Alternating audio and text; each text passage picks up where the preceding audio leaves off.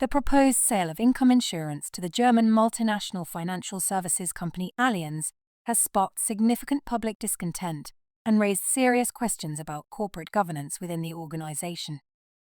Industry experts and concerned citizens have voiced worries about potential conflicts of interest and the future of the homegrown insurance company.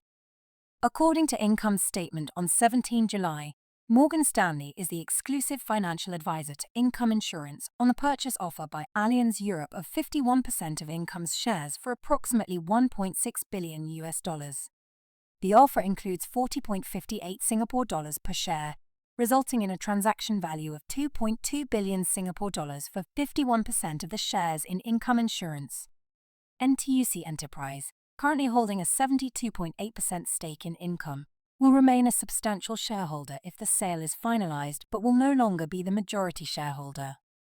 Morgan Stanley's role as the exclusive financial advisor for the transaction has come under scrutiny due to the involvement of Mr. Ronald Ong, the chairman of Income Insurance Limited, who also holds a high-ranking position at Morgan Stanley.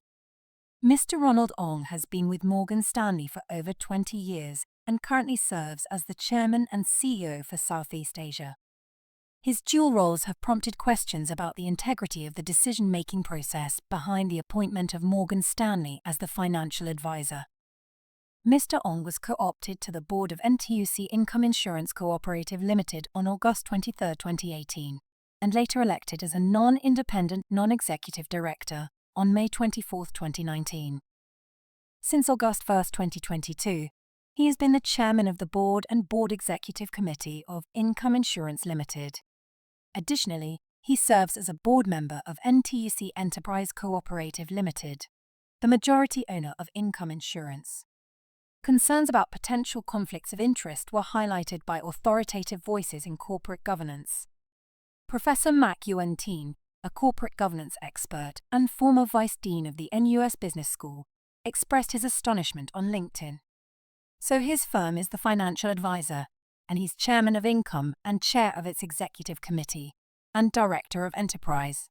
I certainly hope he's not involved in the decision to appoint Morgan Stanley as financial advisor, as M.A.'s corporate governance guidelines for financial institutions state that directors should recuse if they have a conflict of interest, he wrote. Retired banker Chris Kwan also voiced his concerns on Facebook, highlighting the potential conflict of interest involving Mr. Ong and other key figures in NTUC Enterprise. Kwan stated, "Thanks to a Business Times article, we now know that Income's chairman is on the board of NTUC Enterprise, the majority owner who sold to Allianz. Income's deputy chairman is NTUC Enterprise's CEO. NTUC Enterprise's best interest may not be in the best interest of Income.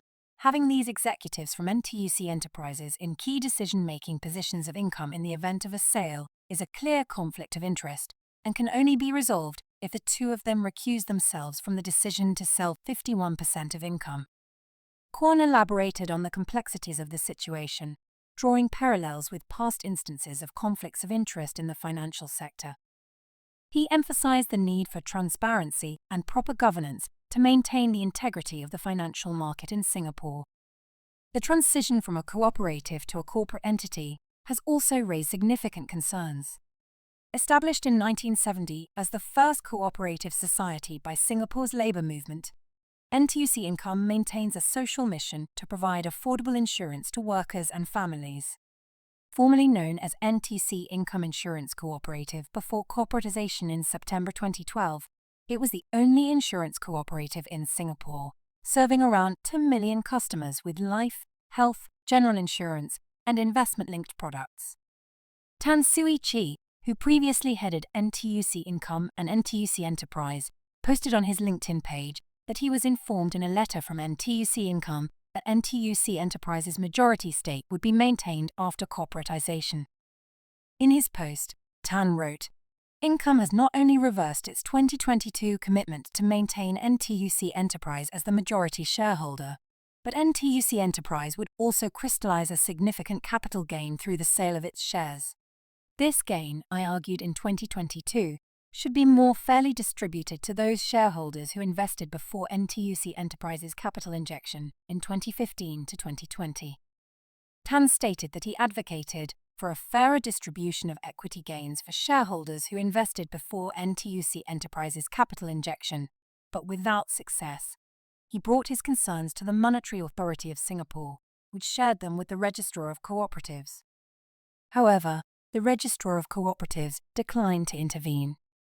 In early 2022, during an extraordinary general meeting to discuss corporatization, NTUC Enterprise indicated to Income's board that it would remain a majority shareholder and was committed to supporting Income in terms of maintaining sound liquidity and a solid financial position. The minutes of the meeting documented, post-corporatization, NTUC Enterprise will continue to be the majority shareholder of the new company, Income Insurance Limited, while the Business Times reported that NTUC Enterprise showed indications that if a strategic shareholder better able than NTUC Enterprise supports Income's growth, NTUC Enterprise may cede its position as the largest shareholder. This was not clearly indicated to shareholders or the public. In addition to corporate governance concerns, the proposed sale has stirred public discontent. In a Facebook post on Tuesday, Dr. Tommy Koh, Ambassador-at-Large at the Ministry of Foreign Affairs and Chairman of the Institute of Policy Studies, voiced his opposition to the proposed sale. Dr. Koh highlighted the origins of NTUC Income, stating, "Income started life as a cooperative of NTUC like FairPrice. The idea was to offer insurance to the people at affordable rates. A few years ago, it was made into a company and ceased to be a cooperative. Now we are told that it may be sold to a German insurance company." Dr. Koh further emphasized the social mission of NTUC Income, saying, "I don't think it's a good idea to sell Income. It was founded to serve a social purpose and a social need. They remain valid today. I wish to argue that Income and FairPrice should never be sold.